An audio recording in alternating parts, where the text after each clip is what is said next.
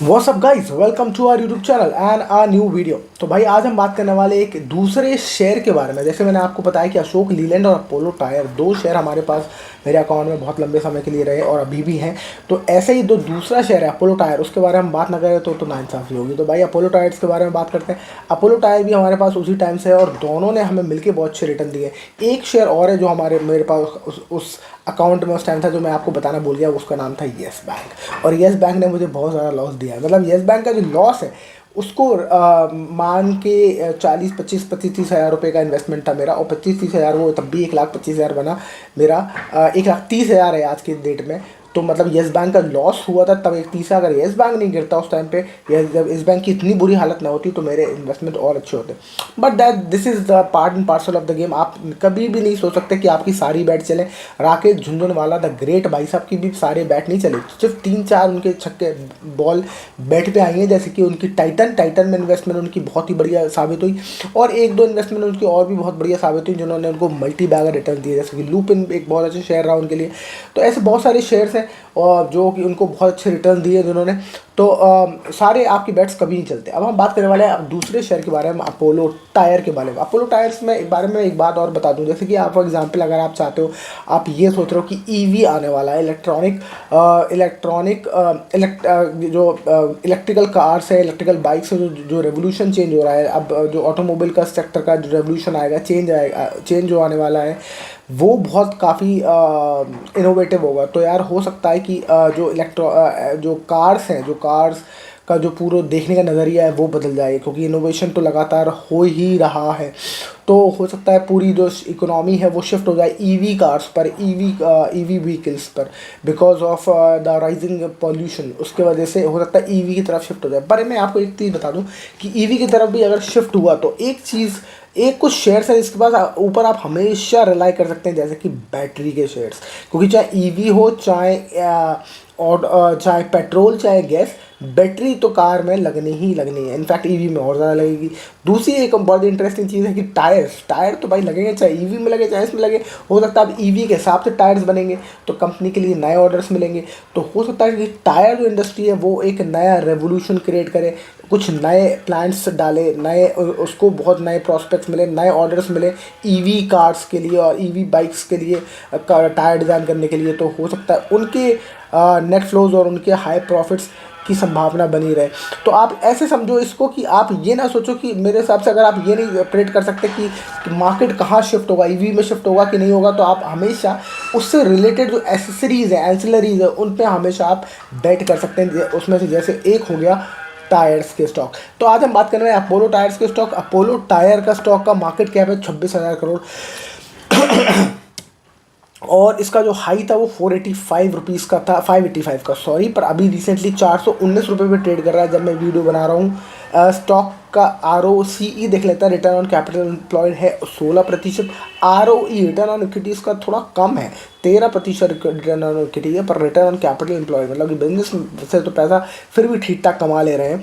और face value 1 है, ठीक है। बुक वैल्यू 225 है, मतलब कि 225 की बुक वैल्यू, करंट प्राइस 419। बहुत ज़्यादा ओवर वैल्यूड स्टॉक नहीं है। स्टॉक का प्राइस 19 है, बढ़िया ठीक ठाक सा वेरली वैल्यूड स्टॉक है। आप इसको अपना मतलब वैल्यूएशन के हिसाब से आप थोड़ा सा इसको कंसिडर कर सकते हैं। अब देखते हैं प्रोज एंड कॉन्स क्या बता रहे हैं। प्रोज है भाई कि कंपनी में डेट नहीं है, कोई भी कर्जा नहीं है, और हेल्दी डिविडेंड दे रही है कंपनी 27% का।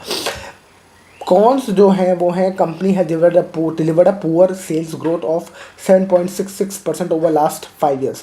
ये थोड़ी सी दिक्कत है, और रिटर्न ऑन इक्विटी भी थोड़ी सी एक दिक्कत है। दो चीज़ें दिक्कत में दिख रही हैं अपोलो टायर्स में, राइट। अब हम अगर देखें उसको नीचे आके ऑपरेटिंग प्रॉफिट, तो ऑपरेटिंग प्रॉफिट लगातार बढ़ता हुआ, अगर हम 2013 से देखें अभी तक, तो 1400 से आज 3,000 पे खड़ा हुआ है, ऑलमोस्ट डबल हो गया। पर पिछले 3 क्वार्टर से लगातार थोड़ा सा स्ट्रगल करता हुआ, अच्छा जैसे कि फॉर एग्जांपल लास्ट क्वार्टर से थोड़ा सा स्ट्रगल करता हुआ, पर नहीं, अगर आप देखो तो वो भी बढ़ रहा है। मार्च 2023 में 3,300, मार्च 2024 में 4,000, और इस बार क्वार्टर में मार्च में अभी तक आया नहीं मार्च, पर 3700 तक पहुंच गए हैं फिगर्स।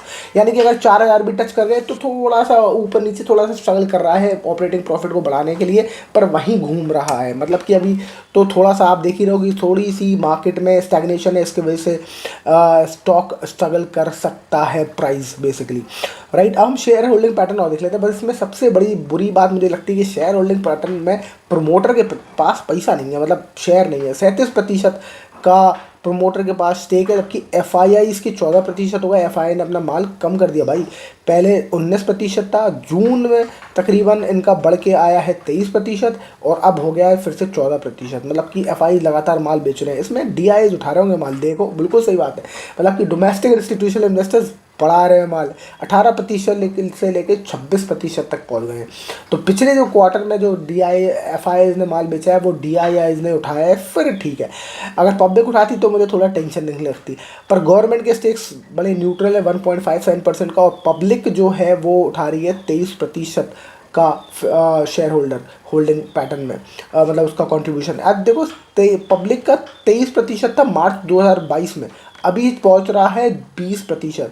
मतलब 23 से 20 मतलब कि थोड़ा सा 3% कम हुआ है। धीरे धीरे पब्लिक के हाथ से माल निकल रहा है भाई। तो पब्लिक का एक्चुअली जब तक पब्लिक को थकाता नहीं है ना stock F I D I, जब तक माल खरीदता नहीं है तो पब्लिक को, अब पब्लिक धीरे धीरे थक रही है क्योंकि इसकी पुअर सेल्स ग्रोथ है। आप देखोगे आर बहुत कम है कुछ सालों से। आप ये समझो कि आर कम है, आर कम है, तभी तो ये स्टॉक पब्लिक के हाथ से निकलेगा और शेयर होल्डर जो बड़े एफ आई आई डी है जो उनके हाथ में जाएगा। क्योंकि जब पब्लिक थक जाती है, बोले चलता ही नहीं है यार ये स्टॉक है बहुत बेकार है, तो पब्लिक बेचेगी, इसको बेचेगी। तो ये तो डी आई आई तो लगातार अपना इन्वेस्टमेंट बढ़ा रहे हैं, तो ये बढ़ा लेंगे।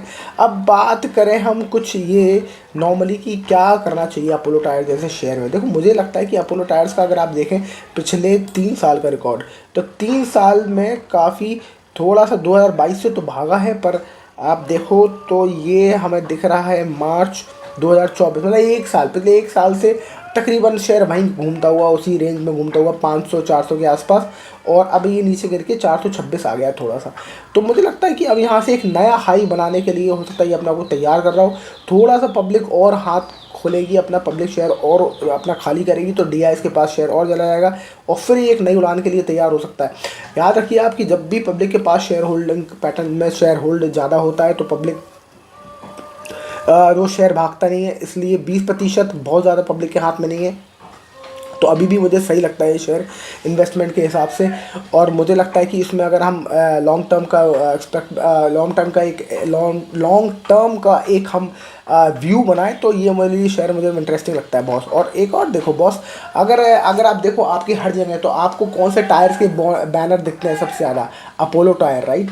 तो अगर आपको अपोलो टायर्स के बैनर हर जगह दिखते हैं, और मैं जब जाता हूँ इंदिरा गांधी इंटरनेशनल एयरपोर्ट यहाँ, तो सबसे बड़ी होर्डिंग अपोलो टायर्स की लगी हुई है। इतना बड़ा टायर लगा रखा है उन्होंने, एक डल्ला वाला लगा हुआ है और अपोलो टायर वाला लगा है, बहुत बड़ा टायर लगा रखा है। कोई क्रिकेटर है जो टायर का साथ खड़ा हुआ है अपने, तो मुझे लगता है। और अगर आप देखो अपने आसपास भी, तो कौन सी कंपनी का प्रमोशन सबसे ज़्यादा दिखता है आपको? अपोलो टायर्स का या सीएट का या किसका?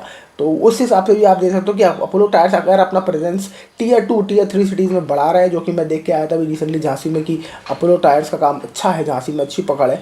तो मुझे लगता है कि जितने जैसे जैसे ये छोटी टियर 1 टियर 2 टियर 3 सिटीज़ में फैलते जाएंगे तो इनको अपना बिजनेस एक्सपेंड करने का बहुत अच्छा मौका मिलेगा। तो मुझे लगता है कि, और ये फैला ही रहे अपने बिजनेस को इस तरीके से।